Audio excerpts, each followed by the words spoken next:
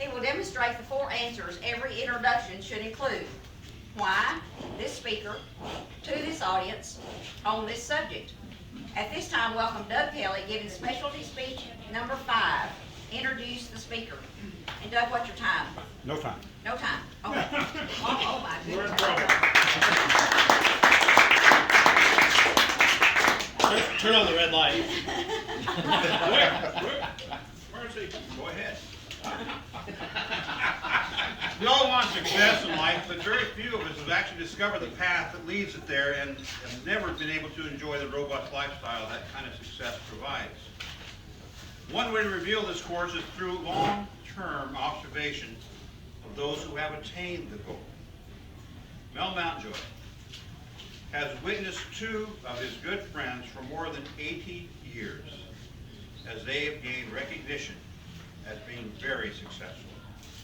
Welcome Mel, who is going to tell us how we can grab that brass ring beginning today in his speech entitled Opportunity.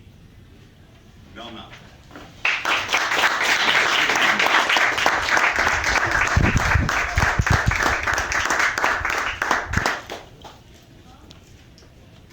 Well, it all started when I was 12 years old.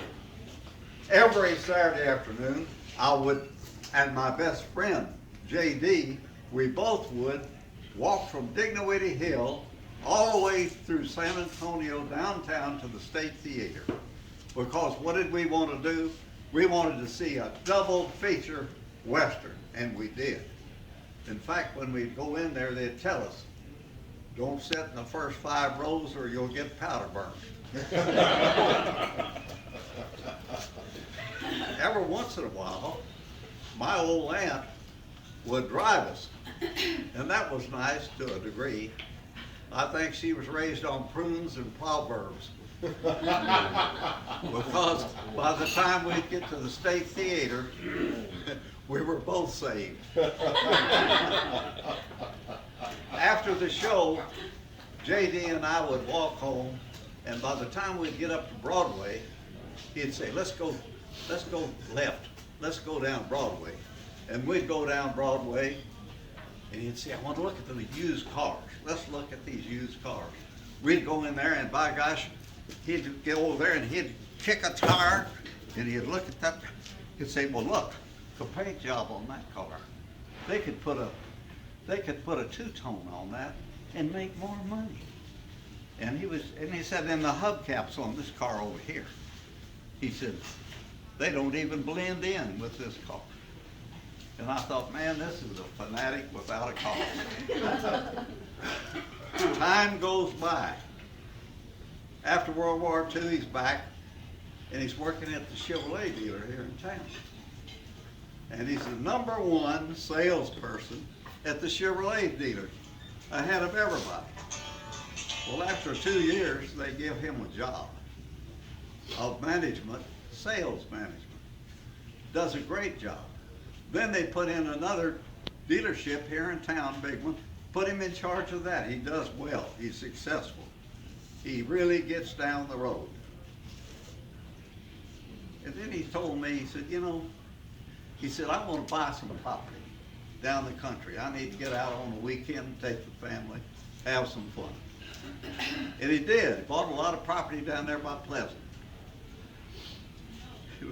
One weekend down there, they were baling hay, and he had built a nice little home for all the kids to go down there on the weekends and have fun.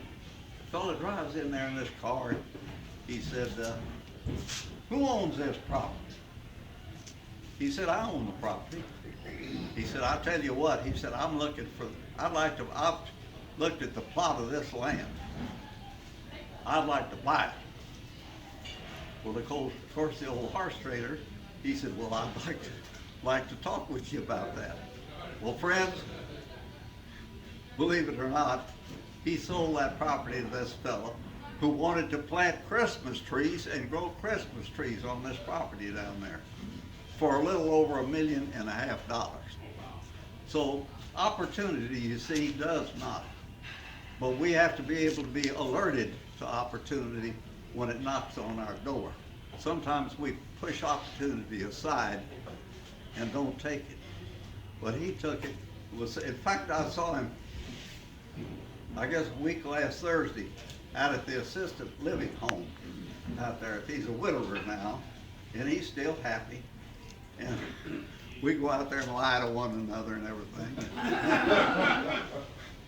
But the whole big thing about it, he still talks about cars. So I get a belly full of that every time I go out there. Another situation right here in town, out here on Wonder Parkway, little bitty old street out here.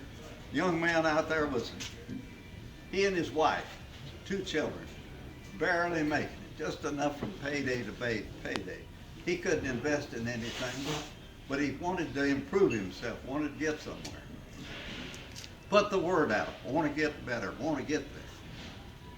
Someone in Houston called him, and it was a banker. The word had been arrived to Houston about him.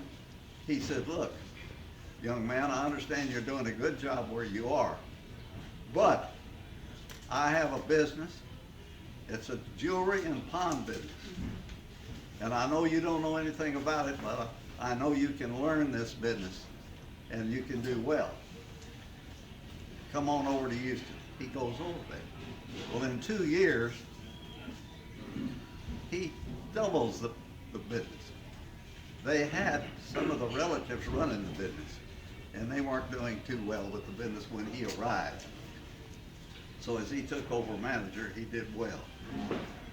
Well, after all this goes on for a while, he comes to a place in the road where it ain't gonna work too good. And why it isn't gonna work too good, nepotism is taking over. The relatives are gonna inherit this business. He won't have a chance to buy or even invest in the business.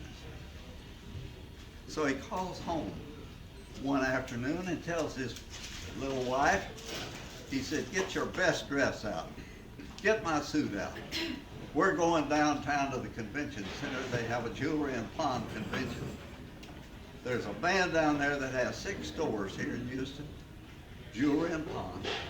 And I want to be able to go to work for him, and I'm going to try to go to work for him tonight. They go downtown. Here they go to the meeting. He finds the man, never met him, shakes hands with him, introduces himself. He said, I would like to go to work for you. Well, incidentally, the good work he had done with this one store, they all knew him. All of them knew him in Houston for his work, and this man also knew him. He takes over for this man one of the stores, and he builds this business up even more than they're doing. He lets him invest in the profits that he made to buy the business. Today, that man, who is a little bit older, owns 9 jewelry and pawn stores. He has 65 people working for him. And one of the big chains, in fact, I went to a Christmas party where they had all these people over in Houston. Today, one of the big chains offered him $15 million for the business. He says, no way, I want to keep on going just like I have. So there's another opportunity, you see, that this young man has taken on himself to grasp it, go with it, and build it, because he had the want to. Everybody's got to have a want to before they go anywhere. But the big thing is opportunity. It's kind of like the fellow that was out at the theater with his wife. And he dropped one of them Kraft caramels. And he was gouging around on the floor there. And she says, what are you doing? He said, I dropped one of the caramels. And she said, well, I've got a whole bag full. He said, yeah, but this one's stuck in my teeth.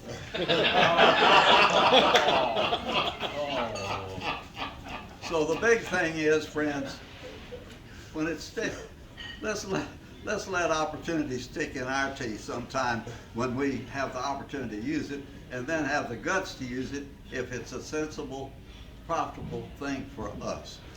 All right.